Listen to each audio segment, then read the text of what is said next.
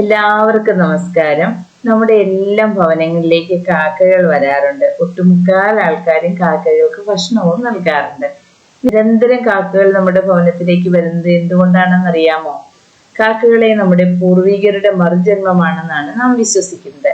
കാലങ്ങളായി നമ്മൾ അങ്ങനെ തന്നെയാണ് കരുതിപ്പോരുന്നതും.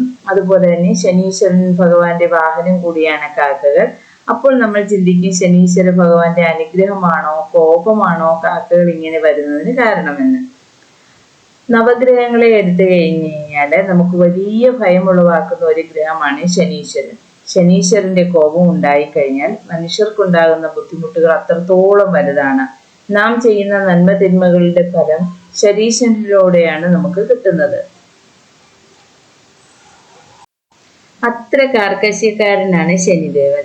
ആ ശനിദേവന്റെ വാഹനമാണ് നമ്മുടെ കാക്ക.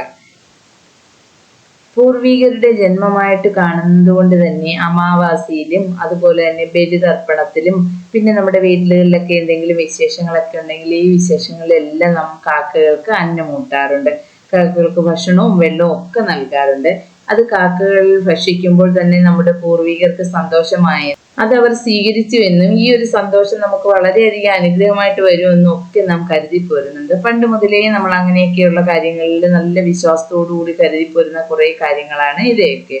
കാരണം നമുക്ക് വേണ്ട സൗഭാഗ്യങ്ങളെല്ലാം തന്നു, പ്രധാനമായിട്ട് നമുക്ക് വേണ്ടുന്ന മരമായ ഭൂമിയിൽ ജീവിക്കാനുള്ള ഒരു അവസരം തന്നതിന് ശേഷം മൺമറഞ്ഞു പോയ പൂർവികരെ നാം എപ്പോഴും ഓർക്കേണ്ടത് അനിവാര്യമാണ്. അതിനായിട്ട് നിയോഗിക്കപ്പെട്ടവരാണ് കാക്കകൾ. പിതൃക്കളിൽ നിന്ന് ലഭിക്കുന്ന അനുഗ്രഹം എന്ന് പറയുന്നത് നാം ഇന്ന് അനുഭവിക്കുന്ന കഷ്ടപ്പാടിൽ നിന്നും ദുരിതത്തിൽ നിന്നും രോഗത്തിൽ നിന്നും ഒക്കെ നമ്മെ കൈപിടിച്ച് കയറ്റുന്നതായിരിക്കും.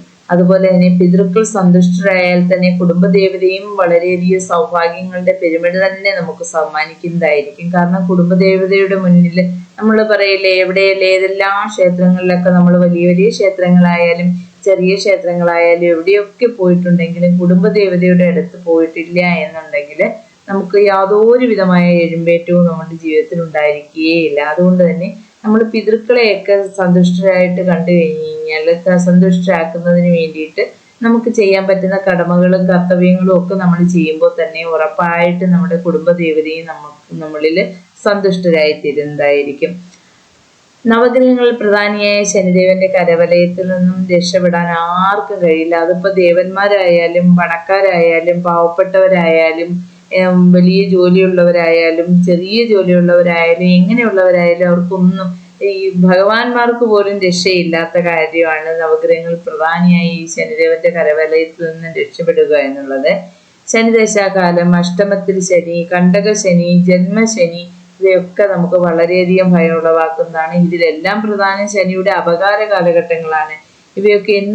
ഇവയെല്ലാം നമുക്ക് എന്താണ്, എപ്പോഴും നമ്മൾ മനുഷ്യർക്ക് ഭയം തോന്നുന്ന ഒരു സമയങ്ങളാണ്. ഈ സമയങ്ങളിൽ ഏതൊരുവനിലാണോ ശനീശ്വരൻ സ്വാധീനം ഉറപ്പിക്കുന്നത് അവൻ ചെയ്തിരിക്കുന്ന പ്രവൃത്തിയുടെ ഫലം കൃത്യമായി അനുഭവിച്ചേ മതിയാവൂ. നല്ല പ്രവൃത്തിയാണ് ചെയ്യുന്നതെങ്കിൽ നല്ല ഫലം കിട്ടുന്നതായിരിക്കും. മോശം പ്രവൃത്തിയാണ് നമ്മൾ ചെയ്യുന്നതിൽ മോശം പ്രവൃത്തി ചെയ്യുന്നതായിരിക്കും. എന്നാൽ സത്കർമ്മങ്ങളാണ് നിങ്ങൾ ഏറ്റവും കൂടുതൽ ചെയ്തിട്ടുള്ളത്. നിങ്ങൾ ചെയ്തിട്ടുള്ളതെല്ലാം സത്കർമ്മങ്ങളാണ്. പാവപ്പെട്ട ആൾക്കാരെയൊക്കെ സഹായിക്കുക, അതുപോലെ തന്നെ ഉള്ളവർക്ക് ദോഷം വരുന്ന കാര്യങ്ങളൊന്നും ചെയ്യാതിരിക്കുക, അങ്ങനെയൊക്കെയുള്ള കാര്യങ്ങളാണ് ചെയ്തിട്ടുള്ളത്. അതായത് സത്കർമ്മങ്ങളാണ് നിങ്ങൾ പോയ നാളുകളിലൊക്കെ ചെയ്തിട്ടുള്ളത് എങ്കിൽ നിങ്ങൾ ഒന്നുകൊണ്ടും ഭയപ്പെടേണ്ടുന്നതേയില്ല. കാരണം യാതൊരു വിധമായ കഷ്ടപ്പാട് നിങ്ങൾക്ക് ഉണ്ടാകില്ലെന്ന് മാത്രമല്ല, സൗഭാഗ്യത്തിലേക്ക് നിങ്ങളെ ശനീശ്വരൻ കടി പിടിച്ച് കയറ്റുന്നതായിരിക്കും. എന്നാൽ നമ്മുടെ പ്രവൃത്തി മറ്റുള്ളവരെ ദ്രോഹിക്കലും കഷ്ടപ്പെടുത്തലും അതുപോലെ തന്നെ മറ്റുള്ളവർക്ക് കണ്ണുനീരിന് കാരണമാവുകയൊക്കെയാണ് എന്നുണ്ടെങ്കിൽ ഉറപ്പായി ആ കരയോലയത്തിൽ നാം അകപ്പെടുകയും ശനീശ്വരന്റെ കോപത്തിന് പാത്രീഭവിക്കുകയും ചെയ്യുന്നതായിരിക്കും. അതിന്റെ ഫലമായിട്ട് നമുക്കുണ്ടാകുന്നത് ദാരിദ്ര്യ, ദുഃഖം, കഷ്ടപ്പാട്, അതുപോലെ തന്നെ തൊഴിൽ നഷ്ടം, ഒറ്റപ്പെട്ടു പോവുക, നമ്മുടെ പ്രിയപ്പെട്ടവരിൽ നിന്നെല്ലാം നാം ഒറ്റപ്പെട്ടു പോവുക, അതുപോലെ തന്നെ അംഗവൈകല്യം ഒക്കെ സംഭവിക്കുക, തീരാവേദനകളൊക്കെ നമുക്കുണ്ടാവുക, ഇവയൊക്കെ ആയിരിക്കും അതിൻ്റെയൊക്കെ ഫലം. എന്നാൽ നാം അറിവില്ലാതെ ചെയ്യുന്ന കാര്യങ്ങളാണ്. നാം പറയില്ലേ, ക്ഷേത്രങ്ങളിൽ പോയി കഴിഞ്ഞു കഴിഞ്ഞാലും നമുക്ക് അറിവില്ലാതെ ചെയ്യുന്ന തെറ്റുകളാണെങ്കിൽ ഭഗവാൻ ക്ഷമിക്കുമെന്ന് പറയുന്ന പോലെ തന്നെ നാം അറിവില്ലാതെ ചെയ്യുന്ന കാര്യങ്ങളാണെങ്കിലും അതിനുണ്ടാവുന്ന കാഠിന്യം വളരെയധികം കുറവായിരിക്കും.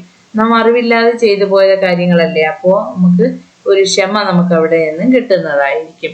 ഈ ദോഷങ്ങളുടെ എല്ലാം കാഠിന്യം കുറയ്ക്കുന്നതിന് വേണ്ടിയിട്ട് വളരെ ലളിതമായി ചെയ്യാവുന്ന ഒരു കാര്യമാണ് ശനീശ്വരന്റെ വാഹനമായ കാക്കയെ ആട്ടിപ്പായിക്കാതെ തന്നെ അവയ്ക്ക് വേണ്ടുന്ന ഭക്ഷണവും വെള്ളവും നൽകുന്നതിലൂടെ.